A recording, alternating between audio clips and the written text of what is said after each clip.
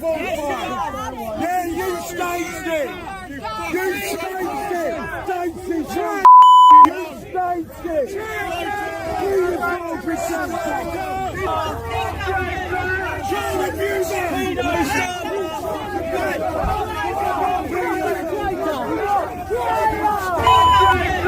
Child abuser!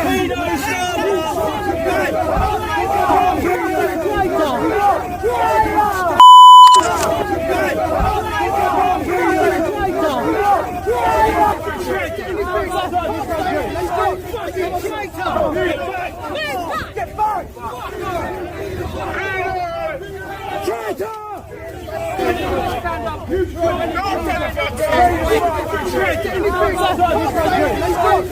traitor! Get back! Traitor! You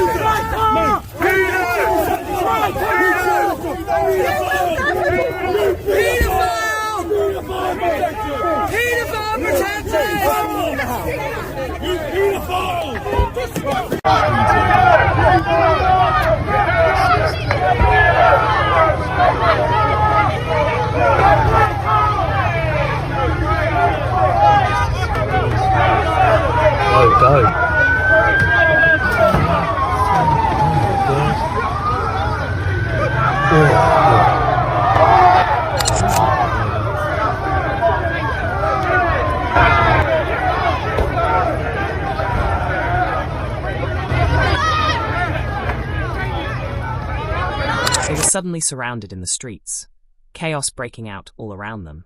Angry protesters swarmed toward Keir Starmer and David Lammy the moment they stepped outside the conference hall. Before they could even reach their cars, the scene erupted into total disorder, shouting, pushing, pure mayhem. If you're new here, remember, over 98% of people watching haven't hit that subscribe button yet. Don't hold back. Click subscribe now so you don't miss any of this fiery Westminster drama.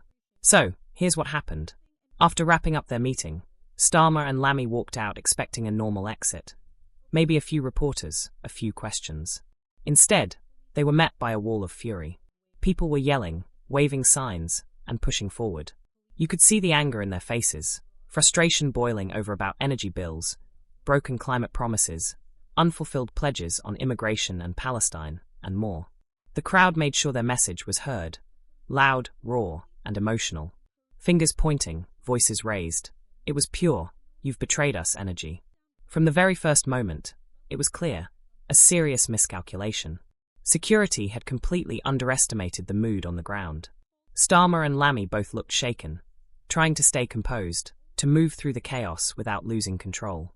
Maybe they expected a few boos or harsh words, but definitely not this level of rage. Cameras were flashing everywhere, live streams shooting up online. The whole scene spreading in real time. And in British politics, there's one thing you simply can't afford: to look caught off guard in public. For a brief moment, they looked weak. And that's exactly how it came across. Let's be honest, it was a serious blunder. You don't send out the Prime Minister and Deputy PM into an angry crowd without proper protection. Metaphorically speaking, it's like sending Gordon Ramsay into a kitchen full of critics and telling him to just improvise. Not the smartest move. You'd expect more from people at that level. Tighter planning, better security, maybe a discreet side exit, or some real crowd control. But instead, it looked sloppy, downright amateur hour. And the visuals were brutal. The crowd wasn't small, and it definitely wasn't polite. People were pounding on car windows, shouting shame. Traitor. Lies, lies, lies.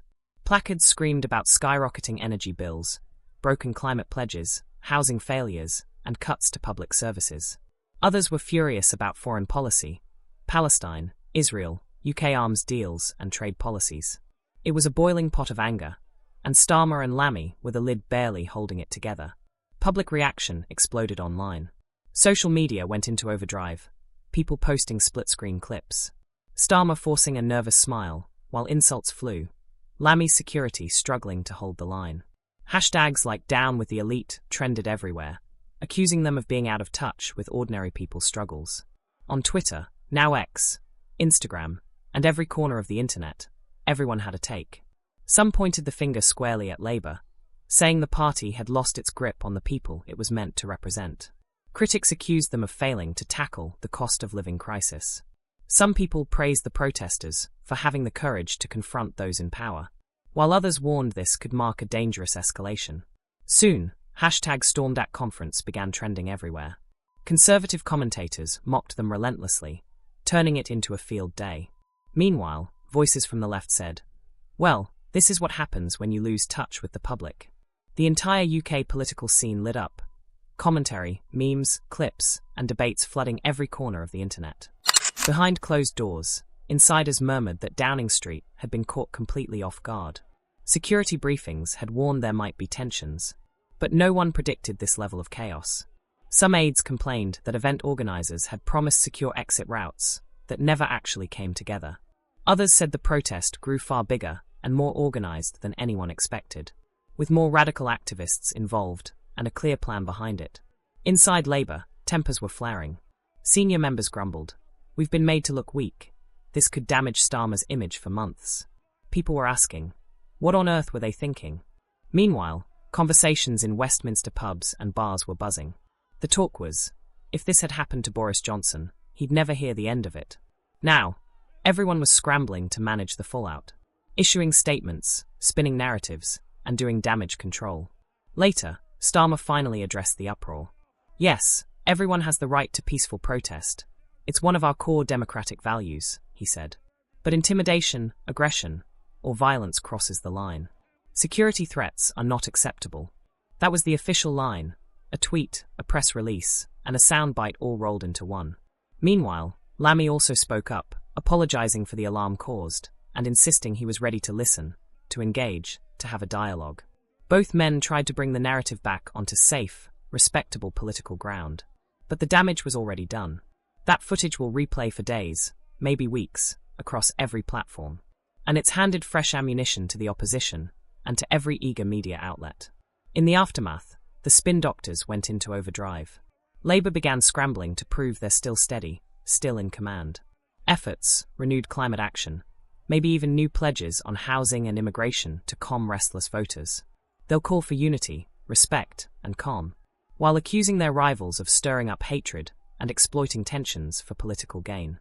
Sympathetic figures, community leaders, union representatives, local voices, will be rolled out to preach civility and balance. Labour will also double down on its green agenda, help with energy bills, action on climate debates, reaffirming net zero promises. They'll try to reframe this whole ordeal as a moment of passionate democracy, but with a clear message: we will not be intimidated. Meanwhile, the opposition, Conservatives, Reform UK, and smaller parties, are already seizing their chance. Their line? If they can't even walk down the street without being booed, how can they run the country? And of course, the pundits are loving every minute. Snarky headlines everywhere declaring this the latest political embarrassment. Commentators were quick to call it the moment Starmer lost the room. At the same time, protest groups were already celebrating the confrontation, calling it proof that ordinary people are done with politics as usual. And the media? They're having a field day. They'll dissect every single second of the viral footage, frame by frame. Who shouted first? Who touched the security barrier? Were they seasoned activists, or just frustrated citizens pushed too far? They'll search endlessly for the shot that shows who started it all. Reporters will comb through the chaos for sound bites. You lied to us. You don't care about our bills. You sided with big business. And they'll play those clips over and over. Talk shows will debate it for weeks. Was this justified protest, or a threat to democracy? Newspapers will splash headlines across their front pages. Stormed by the people. PM under fire. Downing Street shake-up ahead. There'll be more clickbait than pints sold at the pub. Inside the corridors of power, Labour MPs are uneasy. Whispers are spreading. This could have been avoided. Some admit, we can't afford to look weak. We need to reconnect with people, not just pose for the cameras. Otherwise, Reform UK will eat us alive. Others are using this moment to call for change. An internal review, tighter security, a rethink of how public events are handled. Maybe that means limiting crowd access or introducing buffer zones for safety. But not everyone agrees. Some argue, let's not overreact. Democracy means listening, even when it's uncomfortable. Even when it's messy, democracy demands listening. But just watch how internal tensions begin to rise. The protesters now feel energized. They're saying, "We got their attention. We forced a confrontation. We showed them real anger." And they're not stopping here. Expect more organized actions ahead. Future mobilizations, more showdowns at conference halls, council meetings, and town halls across the country. They've learned valuable lessons. Key routes, vulnerable choke points, and the best timing to make an impact. This incident ties directly into much bigger frustrations. Soaring energy bills, climate promises that aren't being met, heated immigration debates, and the crushing cost of living pressures on ordinary families. Inside Westminster, it's already turning into a political storm waiting to be spun from every angle. But this wasn't just public theatre. It was a signal of something deeper. People are exhausted, disillusioned, and tired of feeling unheard. They see broken promises, widening gaps, and leaders who seem out of touch. This moment has become a mirror reflecting that frustration. The real question now is, can the country's leaders face what's staring back at them? Behind the scenes, whispers tell another story. Some aides had warned this might happen. A junior staffer reportedly texted the PM's security, saying the crowds outside were amped up before the event even began. But that warning got lost somewhere between the communications team, the press office, and the event planners. And, in private conversations, a few advisors are suggesting something even more cynical. That maybe, just maybe, this whole clash was allowed to unfold a little for the sake of political theatre. Some insiders whispered that maybe the chaos had a purpose. To show the anger, to remind the public that politics is under fire. Whether that theory is true or not, the rumour is spreading fast through Westminster circles. There's another point worth noting behind the scenes.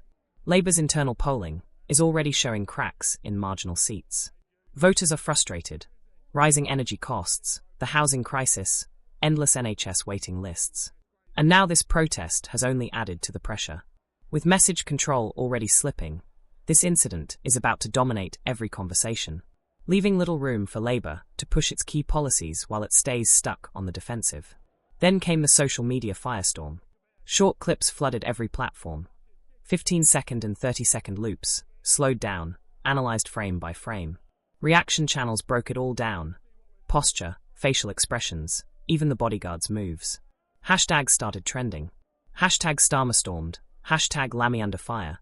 Hashtag Protest UK. Hashtag Westminster drama. Influencers and TikTok creators jumped in, mocking every reaction. Look at his face. That bodyguard's frozen. This is what happens when trust breaks. Soon came the memes, the caricatures, and the endless political commentary. Analysts were tweeting frame-by-frame breakdowns, while opponents gleefully retweeted clips to embarrass the duo. Meanwhile, a few supportive voices tried to balance the narrative, saying things like, "They're human. Show some respect. The public deserves to be heard." But the net effect was clear. The entire news cycle got trapped in this story. Even a week later, every Sunday talk show was still replaying the same footage. Panels debating and asking, did this mark a turning point for Labour? The questions kept coming. Did they handle it properly? Did security fail? Is this a sign of a deeper disconnect between leaders and the public? And you can bet the media will keep digging. Historians and political commentators will be brought in to compare this to past unrest. The 1980s protests, the poll tax riots, the Thatcher-era clashes.